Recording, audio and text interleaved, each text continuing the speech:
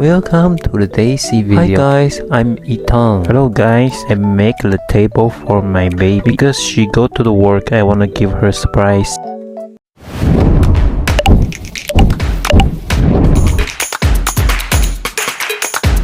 Hi everyone! Voice over nga natin yung ginawa ng partner kong Taiwanese. Hindi ko nga alam na nag-order na siya ng vanity table. Nabanggit ko lang to sa kanya na gusto kong magkaroon ng lagayan ng mga personal gamit. Pero ari naman ay bumili na pala. Akyat baba pala siya para kunin ang mga parts na nasa first floor. Doon niya binuksan at tinanggal ang mga styrofoam para hindi na magkakalat sa second floor. Noong time na to wala ako sa bahay kasi may pasok. Syempre, unang ginawa niya ay binasa niya yung manual. Pinagsama-sama niya ang mga magkakapareho para hindi siya malilito kapag mag-uumpisa na siyang mag-assemble. Noong mga nakarang araw, may sinasabi siya na may bibigay pala siya para sa akin. Kaso ayaw niya naman sabihin, surprise daw. Aba naman, may surprise nang nalalaman. Eh di ka nga, surprise, anong gagawin natin? Eh di mag-antay. Ano pa nga ba? Wala naman tayong magagawa. So, oring ang partner ko, hindi naman talaga siya Pinoy. Isa siyang Taiwanese, iisa ang kumpanya namin. Sa mga nagtatanong kung maalam na ako mag-Mandarin. Abay, hindi pa. Alam ko lang, EQ, pango. So, bago malihis ang pinag-uusapan natin, ito yung manual na tinitingnan niya. OK， 我的这个女朋友她从45公斤跑到50公斤，所以就是说有点胖。救我！其实我真的很不想录音，但是我的 baby 一直逼我，所以我真的没办法，我好讨厌。 Sabi ko nga sa kanya, siya na mag-voice over at siya naman ang gumawa ng video. Nahiya daw siya. Nauto ko naman, kaso pati ba naman kilo ko na damay. Haring vanity table, matagal ko na siyang gusto para maging organized mga pamahid ko sa mukha. Sana all. Kaso nga hindi afford at wala naman akong budget. Hindi naman tayo anak ng contractor para gumasta ng gumasta.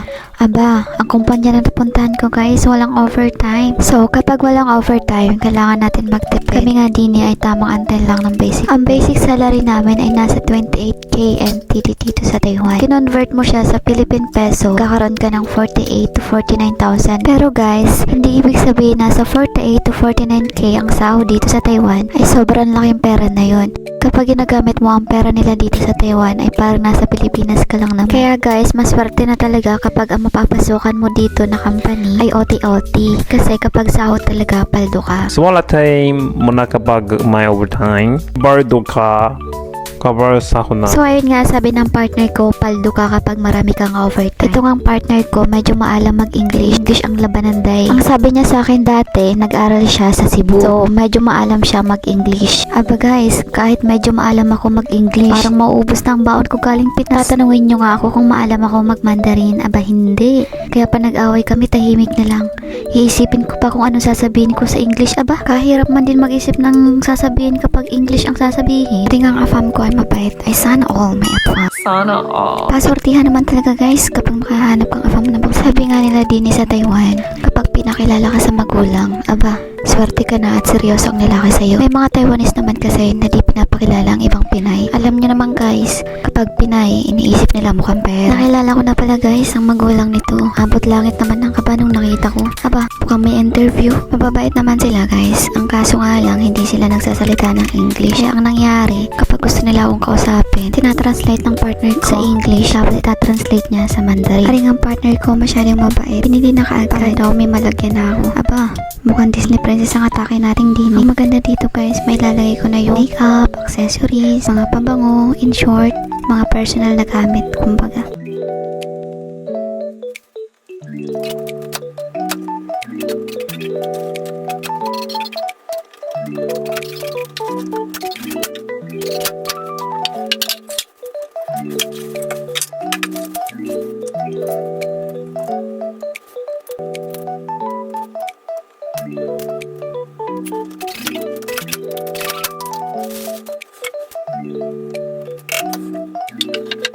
Mga nagtatanong kung ilang taon na ako dito, isang taon pa lang. O diba, ang bilis. Parang kailan lang naiiyak-iyak pa ako kasi umalis ako ng Pinas. Guys, nung umalis ako sa Pinas, akala ko hindi ko kakayanin ng Taiwan. Alam mo yung wala kang kilala, wala kang kakilala dito. Ikaw lang mag-isa, hindi mo alam kung kakayanin mo ba yung trabaho, yung mga kasama mo sa dorm, sa trabaho. Hindi mo alam kung ano yung magiging ugali nila, paano sila makikisama sa'yo. Ang gagawin mo lang talaga dito, lakas ng loob, ayun lang, at maraming dasal. Kasi guys, kung mahina ang loob mo dito sa Taiwan, talo ka. Kasi wala kang ibang malalapitan dito guys, sarili mo lang. Ay grabe guys, nung unang pasok ko sa company ko, akala ko hindi ko siya kakayanin. Kasi ibang iba siya sa trabaho ko sa Pinas. Sa Pinas, pwede ako umupo, pwede ako magpagdaldalan, makakaihi ako anytime. Pagdating ko dito sa Taiwan, hindi ka basta-basta pwedeng umihi, makipagdaldalan. Kasi guys, sobrang daming makina. Ito kada isang tao kapag break time 14. Tapos ang binubuhat pa sobrang bigat. May mga mabibigat, may hindi. Tapos sabay-sabay pa siyang mag-alarm. Talaga naman, mapapamura ka na lang guys. Kaya nung unang buwan ko dito sa Taiwan,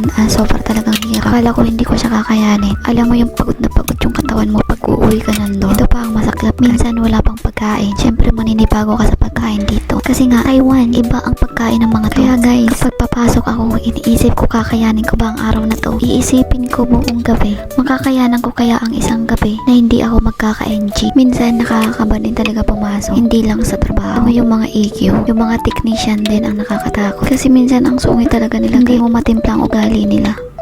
Kaya guys, kapag may NG ang machine ko ay nananakpo na ako pag nandiyan ang EQ or technician. Buti nga guys, na-transfer kami sa Arlene sa ibang branch ng company namin. Kasi guys, kung hindi kami na-transfer, grabe, sobrang hirap ng trabaho to. Nakakapagod.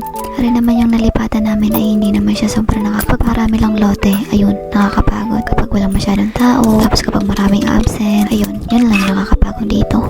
Guys, yung nalipatan nga naming company, siya masyado nakakapagod. Yun nga lang, walang overtime. At ang maganda dito sa nalipatan namin, ang mga technician or EQ, yung mga nag-i-English.